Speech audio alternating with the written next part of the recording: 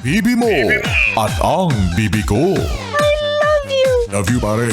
Bibo! Bibo!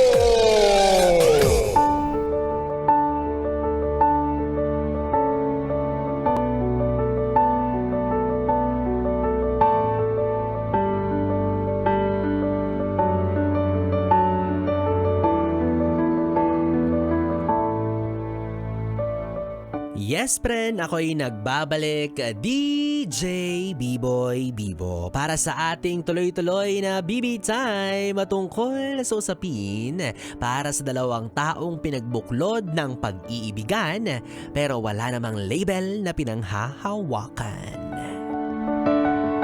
Saet naman nun.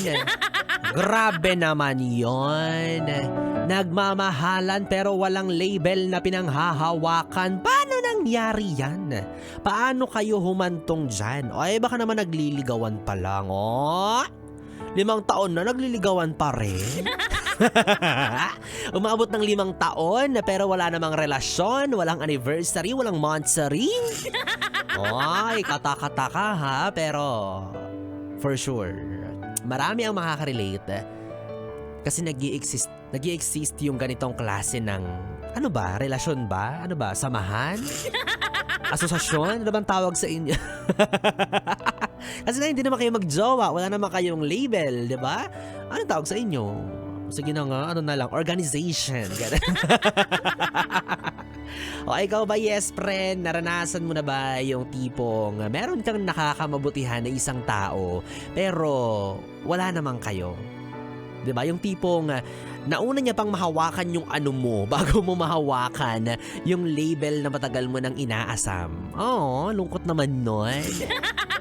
Yan tayo eh. Nagmahal ka ng taong hindi ka kayang panindigan. O, diba? Sobrang bothering niya kung iisipin, no, na wala kang assurance sa taong mahal mo, wala kang pinangahawakan na titulo, wala man lang, diba? Kumbaga para kang nagsangla ng alahas, tapos walang binigay sa'yo na papel na nakasulatan na nagpapatunay na sa'yo yung alahas na yun. Na by that time na gusto mo nang tubusin, yung alahas na sinangla mo, yun yung ipapakita mong resibo. Wala kang ganon. Lugi? Guls malala? Aso nga may label na nakasabit sa leeg para hindi mawala, para hindi maagaw ng iba. Para alam kung kanino isasauli, alam kung saan ibabalik. Tapos ikaw na parang aso na nakakahabol sa kanya, nagkakandara na please lang, utang na loob. Bigyan mo naman ako ng label, oh. Label lang naman. Yung bang matawag lang kitang boyfriend ko, yun bang lang masabi ko na girlfriend kita, diba? Hindi mo naman ako aasawahin agad eh. Hindi mo naman ako papakasalan pa. Pero kahit man lang yung tawagan. Jowa kita, jowa mo ko, kahit yun man lang. Kasi ang hirap gumalaw, ang hirap kumilos, ang hirap magsalita sa isang taong hindi mo alam kung ano ba siya sa buhay mo. Ni hindi mo matawag na kaibigan. Hindi mo matawag na kakilala lang. Kasi alam mong meron sa inyong namamagitan. Alam mong meron sa inyong dalawa yung nagpapakiramdaman. Alam mong meron sa inyong dalawa yung may feelings na higit sa magkaibigan lang. And yet, hindi ka sigurado kung gusto ka ba niyang panindigan. Walang kasiguraduhan kung gusto ka ba talaga niyang i-pursue. Maaaring oo, gusto ka niya, mahal ka niya, pero paninindigan ka ba? Habang buhay ba, ikaw yung gusto niyang makasama? Siguro, sa pinagsamahan ninyo na sweet siya sa'yo, sweet ka sa kanya, nagkapalagayan na lang ng loob, wala nang gusto mag-move na i-level up yung meron kayong dalawa. Kumbaga, nakampante na lang kayong dalawa sa ganyang setup. Masaya ka, masaya siya, in love kayong dalawa, so be it. Okay. Choice nyo naman yun kung ganun. Kung payag kayo sa ganung agreement or payag kayo sa ganung setup rather, okay. For as long as mutual yung nararamdaman ninyong dalawa. Pero what if ikaw gusto mo na maghabol or gusto mo na ng label? Gusto mo na ng watermark? Watermark? Diba? Para hindi siya maagaw ng iba or kung mapunta man siya sa ibang tao, at least alam ng iba na meron kayo. May relasyon kayo. Eh kaso wala. Kaya takang-taka ka, sabi mo, ha? Diba ang meaning ng MU, mutual understanding? Bakit naging misunderstanding? Bakit parang wala nang patutunguhan yung pinagsasamahan ninyong dalawa? Bakit parang ikaw na lang yung may gustong maging progressive or magkaroon ng development yung samahan ninyo? Bakit tila hindi nagtutugma yung goal nyo sa samahan ninyo na yan na one day magle-level up kayo into partners, into magjowa? Bakit parang ikaw na lang?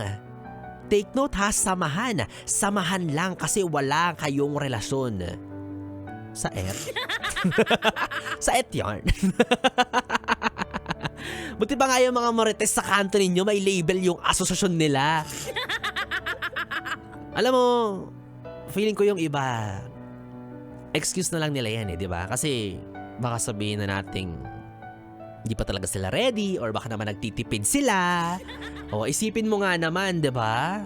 Kung wala kang jowa, kung walang kayo, wala kayong label, wala kayong monthsary na kailangang i-celebrate, so yung wallet niya, ligtas na naman buwan-buwan. Sa bagay, may point nga naman. Di ba? Perks rin para sa kanya yung feeling ko, hindi niya kailangan magpaliwanag sa'yo kung bakit may ibang humaharot sa kanya. Kung bakit may iba siyang nakakausap, kung bakit late na siya nakakauwi. Kasi nga, wala naman kayo. Kumbaga, nagpi-play safe siya. Nagpi-play safe kayong dalawa. Or maybe, advantage din para sa kanya yung wala siyang breakup na kailangang harapin. Wala siyang closure kung saan kailangan niya magpaliwanag kapag dumating sa puntong ayaw niyo na sa isa't isa. Hindi niya kinakailangan makipag-deal with sa'yo. Just to settle things. Kasi nga doon pa lang sa moment na masaya pa kayo, ayaw niya na ng ganun eh. What more kapag ayaw niya na sa'yo?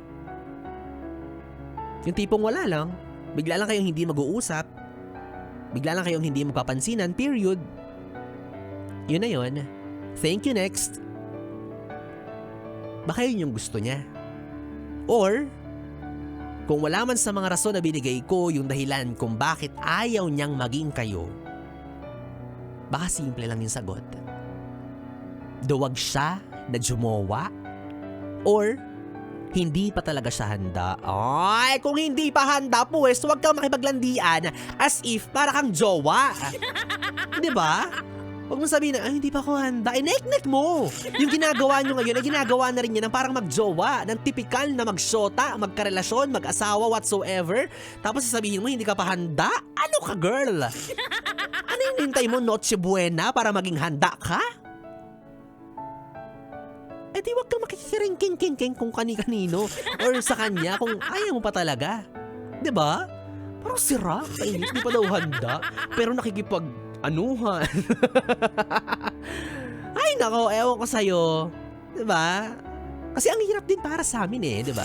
Na yung tipong jowang-jowa ka na tapos yung tao makakalantaryo mo hindi pa daw handa. Ano ba yun? Parang tanga naman. Kaya nagtataka na yung mga taong nakapaligid sa inyo kasi hindi naman kayo pero lagi ka nag-a-update sa kanya, lagi siya nag-a-update sa'yo, lagi kayo nag-a-update sa isa't isa. Ano ba talaga kayo? Updated, ganon. So bottom line, yes, friend, utang na loob, paalala para sa lahat. Huwag mong landiin kung wala kang balak jowain. Boom! Yun lang yun. Huwag mong landiin kung wala kang balak jowain. Aha. Kasi ang masasabi ko lang, kayo ay ang mga tipo ng taong hindi tinadhana para maging magjowa, kundi para maging magkalandian hanggang sa magsawa. Yun lang. Bye-bye. Good night. Tulog ka na. Wala ka pa ring label bukas. Wala pa rin kayo pag gising mo. Kawawa naman to. Yes, friend, 3 oras na BB Time ang ating pinagsamahan. Nakapiling niyo po ang DJ na mabilis bumayo. Ang dila sa mikropono. Ako po si DJ B-Boy. Bibo, magkasama at magkarinigan tayong muli bukas sa parehong oras, 9 p.m. to 12 midnight para sa ating programang BB Time. Dito lang sa istasyong No Problem, ang 101.1 Yes FM Solid. Good night, BB.